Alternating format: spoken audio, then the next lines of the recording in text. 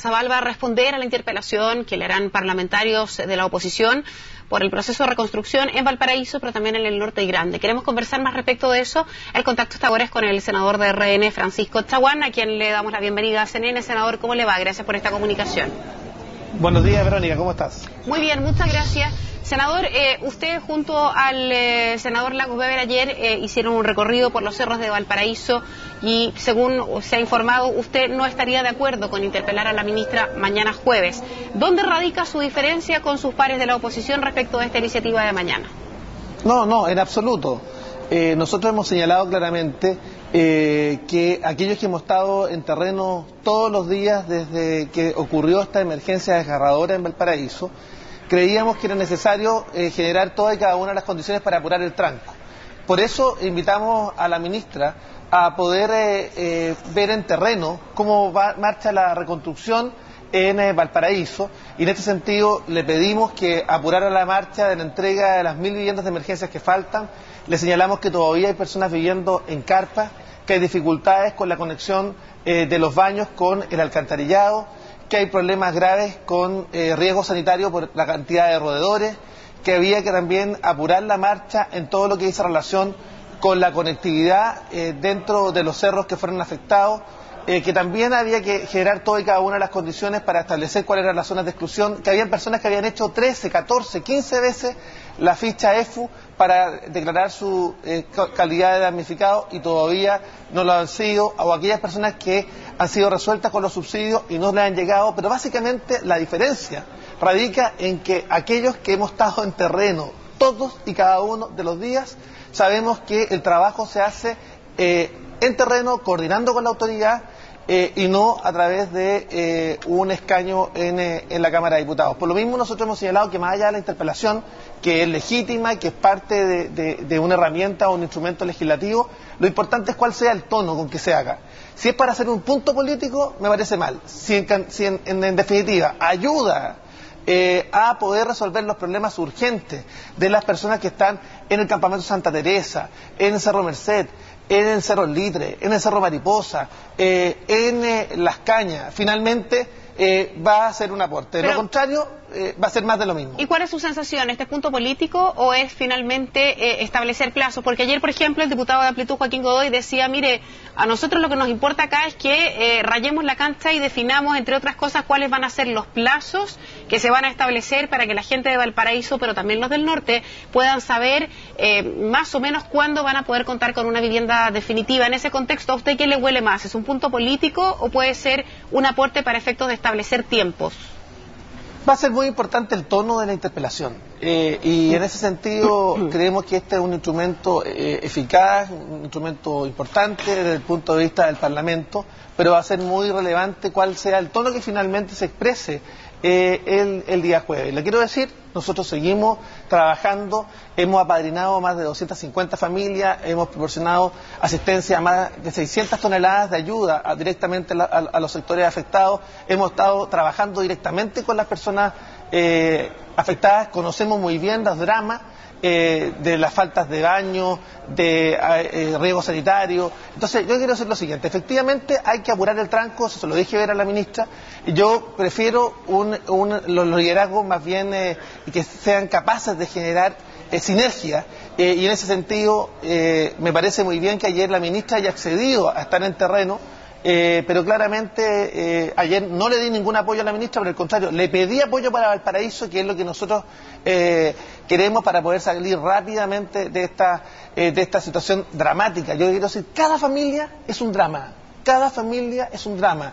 Personas que están pasándolo mal, durmiendo prácticamente en una colchoneta, que es lo único que les queda. La ayuda no ha llegado a todos y cada uno de los sectores, y le vuelvo a insistir, todavía hay gente viviendo en carpa en el Cerro Litre y en otros sectores. Por tanto, hay que apurar la marcha, eso le pedí a la ministra, y esperamos que efectivamente el gobierno entienda que hay que apurar los plazos, porque hasta ahora, a pesar de que hemos tenido 2 temporales, el clima ha sido benevolente y tenemos riesgos también de deslizamiento, no están definidas las zonas de exclusión, entre otras materias importantes que hay que avanzar en Valparaíso. Y respecto de cómo, porque usted dice hay que apurar el tranco, pero si yo le preguntara a usted, senador, ¿cómo evalúa la gestión hasta ahora, de lo que se ha logrado resolver hasta ahora? ¿Qué opinión tiene usted? Porque hoy día, por ejemplo, trae reflejada la prensa palabras que ayer incluso el diputado Godoy manifestó diciendo que la gente, efectivamente hay muchas familias que no tienen baño, que se les han llovido las medias aguas, cientos de familias así que es, viven pues. hacinadas. Pero para eso hay que estar. Lógico. Pero para eso hay que estar, pues... presente como he estado yo todos y cada uno de los días. Entonces la pregunta se la repito, ¿cómo evalúa usted entonces la gestión hasta la fecha? Si el diputado Godoy y usted también lo ha visto en terreno, están todos esos problemas que ya hemos detallado. Bueno, yo creo que efectivamente hay que apurar la marcha y si bien había un despliegue del delegado presidencial, había un despliegue del Ceremi de Vivienda, del director del Servio, también han estado los ministros acá, están los recursos necesarios, yo creo que hay que apurar la marcha y fijar plazos. Por supuesto, si la interpelación va orientada en esa dirección, me parecería positivo. De lo contrario, si es meramente para hacer un punto político, la verdad es que aporta muy poco a la gente que lo está pasando mal en Valparaíso. Ahora, senador, en otro tema un poco más amplio también, hemos visto a varios parlamentarios de la Alianza señalar en los últimos días que ellos a la figura de la interpelación, a la herramienta con la que cuenta el legislativo, no le encuentran nada grave y que por el contrario muchos de ellos son partidarios de darle un uso frecuente como algo no tan grave para poder exigir una rendición de cuentas y tener un termómetro de cómo se están llevando adelante las políticas públicas. ¿Usted comparte esa mirada respecto de esta herramienta que en el pasado probablemente no fue tan utilizada? Yo también creo este es un instrumento legislativo que busca equiparar la relación de poderes entre el Ejecutivo y el Legislativo.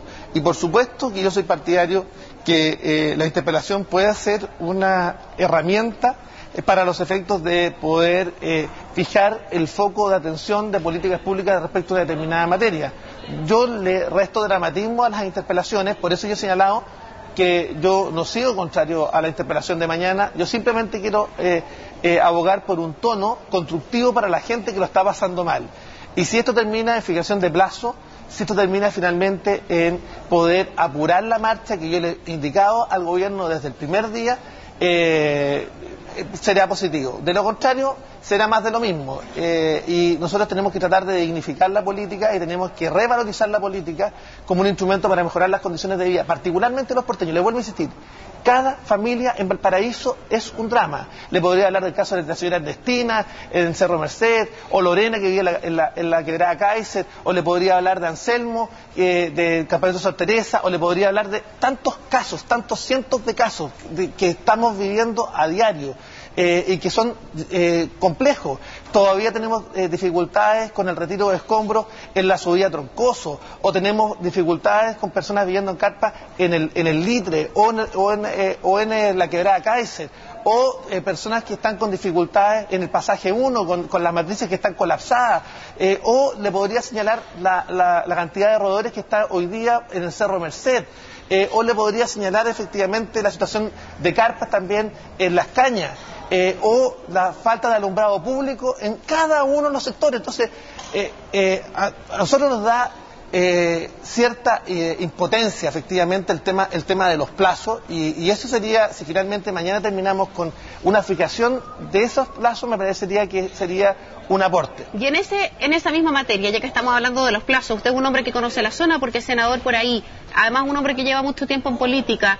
¿Cuál sería el plazo razonable entonces, de acuerdo a su experiencia y por su trabajo en terreno, el que debiera manejar hoy día el Ministerio de la Vivienda para empezar a entregar soluciones? Mire, acá tenemos una dificultad que dice relación primero con la entrega de las viviendas de emergencia. El gobierno ha entregado cerca de 1.400, 1.500 viviendas de emergencia. Techo, que ha estado haciendo una labor muy importante en los campamentos, ha entregado alrededor de 250, 300 viviendas de emergencia. Todavía hay un trecho de 1.000 viviendas de emergencia que faltan por entregar. Hay muchos lugares donde las viviendas de emergencia han sido entregadas, pero falta realizar obras complementarias que permitan efectivamente instalar esas viviendas de emergencia. Y todavía, le voy a insistir, hay personas viviendo en carpas justamente por la falta de entrega. Primero lo que hay que hacer es rápidamente entregar todas y cada una de las viviendas de emergencia, y para eso lo razonable es que se haga el mayor esfuerzo posible para los efectos de evitar la situación desesperada de muchas familias, de muchos niños que me dicen llorando que se les llevó de su casa, que están pasándolo mal. Ese es el tema de fondo. Entonces yo diría las viviendas de emergencia en el más breve plazo.